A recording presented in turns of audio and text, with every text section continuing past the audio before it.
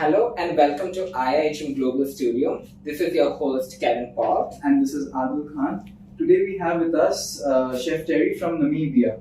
So Kevin, would you like to start? Sure, Adil, we will. So Chef Terry, this is the first question, and that is, how do you feel after traveling post-COVID? Good afternoon, and thank you for having me here. It's an absolute honor to be back in India and to be back in this fantastic complex, the global campus. It's fantastic here, and it's amazing to be able to climb on a plane, fly across the world, and arrive in such an amazing country and feel like it was yesterday that I was last year. So I'm so excited and I'm so happy to be part of this whole event that we are participating in, and just to be able to get out and reconnect with people and connect with new people, new chefs, new friends, new colleagues. It's amazing. It really is. So Chef, what are the changes in the career of a chef after, like how has the pandemic affected them? Has it affected them in a good way or in a bad way? Well, those that are still in the industry, Yes. I think have become more resilient. They've become more resourceful. We've learned to do a lot more with a lot less. Okay. And to appreciate what we have. And when customers arrive, with that more open and with that more willing to assist them, because we appreciate the effort that they've made to come out after spending so long without having customers in our restaurants and in our hotels. It's amazing just to be able to see people coming back, wanting to travel, wanting to connect, and we as chefs are what make it happen. What do you think about the demand of chefs in this industry in today's world? It's in huge demand. There are a lot of chefs that have gone into other industries, have left the businesses because of COVID. And I was talking to a friend of mine in Canada. They're looking for 1,500 chefs tomorrow. If 1,500 chefs could apply tomorrow, they would take them. In Namibia, we are horribly short of qualified chefs, and we're sitting with a similar predicament. We're looking at about 1,500 to 2,000 chefs, qualified chefs, that we need to work in our establishments. So the demand is high. If you have the skills and you have the passion and you are prepared to put in the hours, there is no shortage of work in our industry now. And you can go so much further. You can do so much better. Germany is desperate for chefs. France is desperate for chefs. So you can travel. You can see the world. I've got students that applied for positions in Germany, and within 3 weeks they were now sitting in Germany working. And normally that process takes 3 to 4 months from Namibia. So the people are desperate for chefs. There is plenty of opportunities out there, and chefs can make a name for themselves now. We're in that position where you can come up and say, I'm here, I'll take this and make it mine. So it's a fantastic opportunity we're in at the moment. All right. So in terms of hospitality education, the human touch is very much necessary. So what do you have to say about being replaced by digitization? Well, I mean, you can replace your ordering system with a digital form, but you can't replace the touch of a chef on the food that he prepares. It cannot be automated. Yes. And end up tasting and being presented the way a chef can do it. If you have that passion and you have that skill and that understanding of flavors and textures and aromas, and a machine won't be able to replace that. There will always be that human connection with food, and that's never going to change. And I think that's what's amazing about our industry. It is centuries old, but that human touch will never change. It was there in the past, and it will be there in the future. And that's a fact. That's a fact. So when you first landed in Bengal, what was the first thing that attracted you? Where can I get a cup of masala chai? Masala chai. Okay, that is one of your favorites. I love it. I love it. Okay. Have you had any type of other chai, like masala chai, in terms of like other types of availability? I like the milky tea as well, that you have at breakfast. I mean, I always have a cup or 2 or 3 when I have breakfast. But masala chai is my favorite. So, Alright. and you need to buy it in the street. Buy it in the street, yes. In the street. Home cooked is not acceptable. No. Alright. So, being a part of the Bengal Summit, how does it feel? As I said when I introduced myself, it's amazing, and it's an absolute privilege to be invited. I feel often one feels quite insignificant. You in your country, you're doing your thing, you're busy with whatever you have, and then you get this invite to attend such a huge event that is global, and it's humbling. Alright. And you don't even have to consider the invitation. It is an immediate yes, I'm there. How can I help? What can I do? Let me make a contribution. It's absolutely incredible. Not only are we reconnecting with chefs that we've met in previous trips to India, but connecting with new chefs that we've met, and over a period of 1 or 2 days, you form this bond that will last for a lifetime. And I know for a fact that through the process of the summit, we are going to make so many friends, and we're going to make so many connections. And the whole chefing family, the global chef family, is just growing, and your connections are just getting better and better. And the memories that we can share, it's you have to live it to believe it. It's absolutely amazing. You spoke about masala chai as one of your favorite beverages. So, in terms of dishes, do you prefer any Indian dishes? Do you have any favorites? All of All of them. Okay.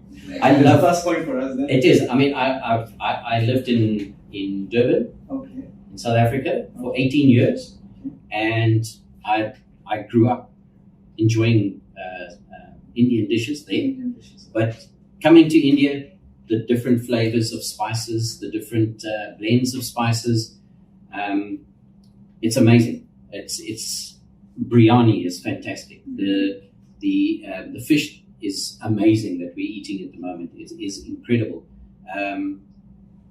I just love it. So any dish that has good spices in it, prepared with lots of love and care, can't go wrong.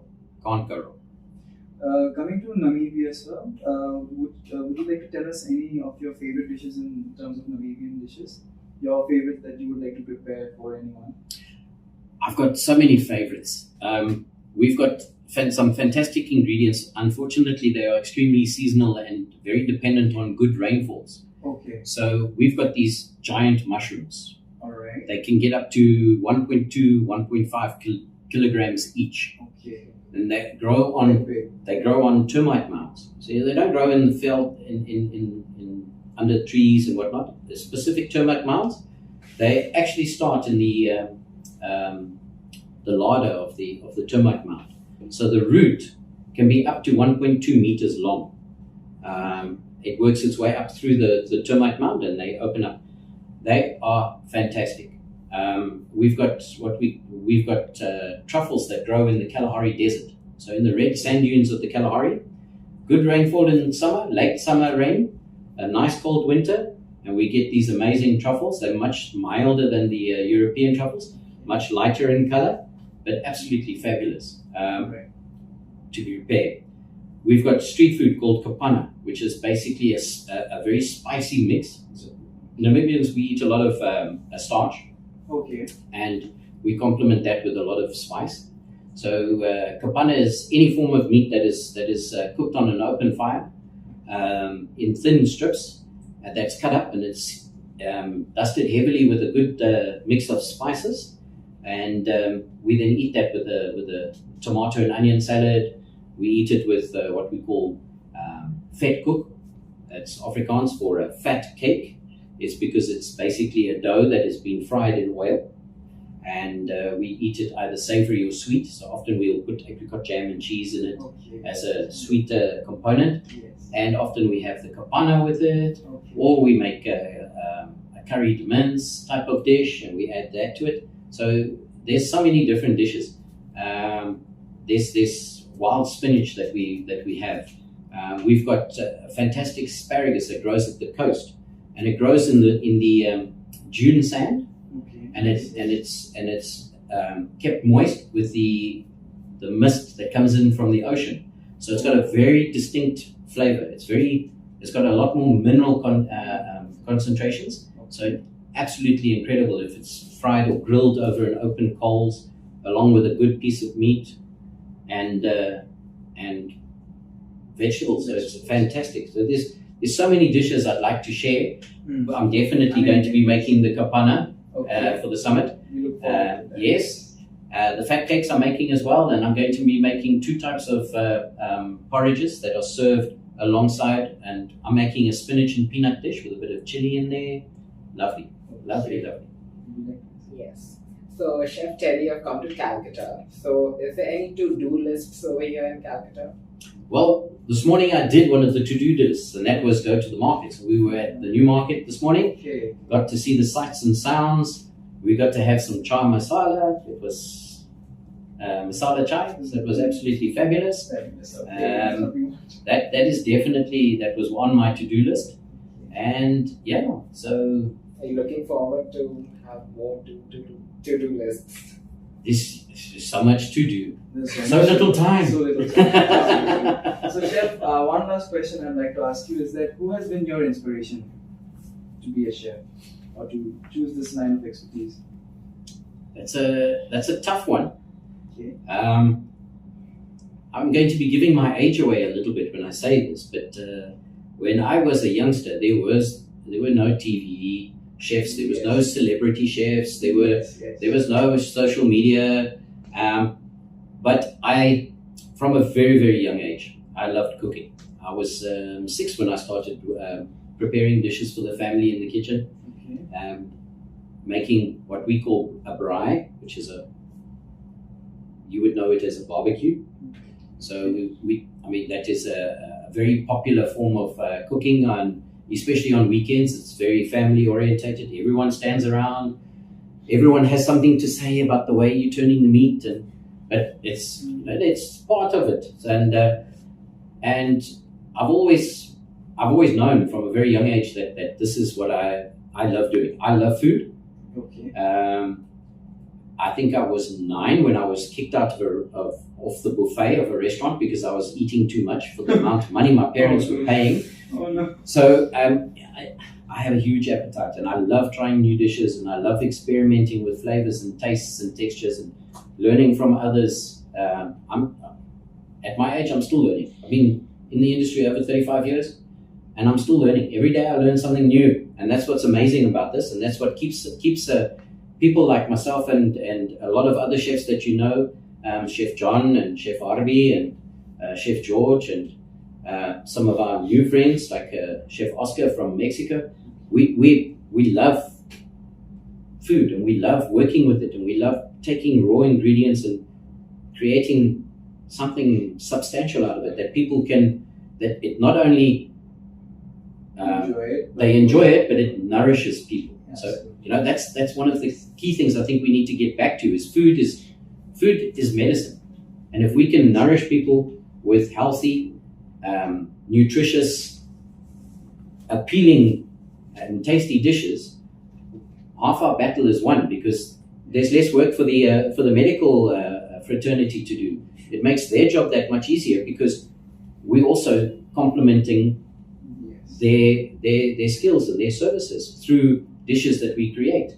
And I think the other thing that I'm really enjoying at the moment is sustainability, and how important sustainability is in our industry. And COVID has actually enhanced that, the need for sustainability, the need to make sure that we don't waste our resources, our ingredients, that we make the most of our ingredients. And I find now that chefs are starting to use parts of vegetables and ingredients that they would have otherwise thrown away. And we're making incredible dishes from offcuts and from what we would have considered waste 2 years ago or 3 years ago. Send it to the compost heap. We're not going to use it. Now we're cooking with it. Now we're serving it. And I think that's what that's the message I'd like to get out, is that sustainability and utilizing our ingredients and our resources to the best that we can is just going to improve our world and our living standards, and it'll also help reduce costs at the end of the day. That's basically. I don't know what else can I say. So Have I overstayed my welcome? Okay.